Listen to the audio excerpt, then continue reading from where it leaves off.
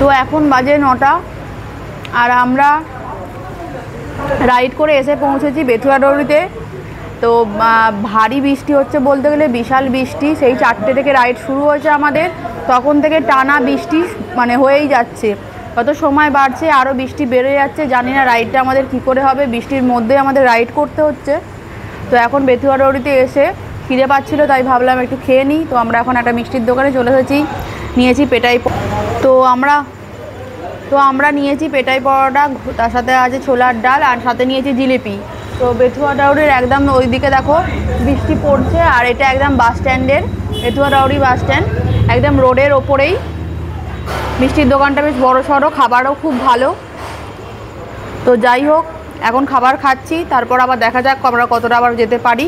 তো চলো টাটা, খেয়ে নিই তাহলে।